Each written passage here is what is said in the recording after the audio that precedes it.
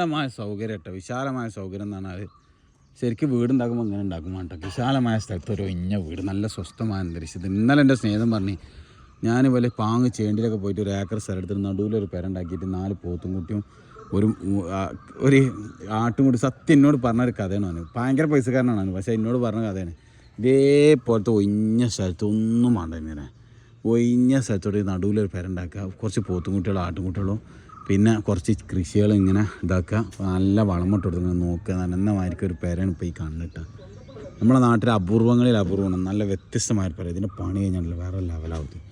ഇങ്ങനെ സ്വസ്ഥമായ അന്തരീക്ഷത്തിൽ ജീവിക്കാൻ പലർക്കും പലൊരു ഇതാട്ടാ രീതിയാണ്. അത് ഇവർ ചിലപ്പോൾ എൻ്റെ അഭിപ്രായത്തിൽ ആദ്യമേ അങ്ങനെ സ്വപ്നം കണ്ടിട്ടുണ്ടാവും. നമ്മളെ പരിപാടി എന്താ, നമ്മളെ പരിപാടി ഇവർക്ക് കല്ലുമണ്ടി കൊണ്ട് കയറാൻ നേരെ തിരിച്ചു വയ്ക്കണം. അപ്പോൾ കല്ല് വണ്ടി കയറ്റിയിട്ട് നേരെ മേലെ കയറ്റി കൊടുത്ത് താഴത്ത് ഇറക്കി വെച്ചാട്ടാ. കുറച്ച് മുമ്പ് താഴത്ത് ഇറക്കി വെച്ചാൽ ആ കല്ലപ്പം എടുക്കണേ. എന്തായാലും ആ കല്ലളൊക്കെ എടുത്തിട്ട് മേലെ കയറ്റിയിട്ട് നോക്കാം ബാക്കി ഇൻഷാ അല്ലാഹ്. ഓക്കെ, അപ്പോൾ ഇങ്ങനെ ഒരു അന്തരീക്ഷത്തിലെ പണിയാണ് വേറെ ലെവലാണ് കേട്ടോ.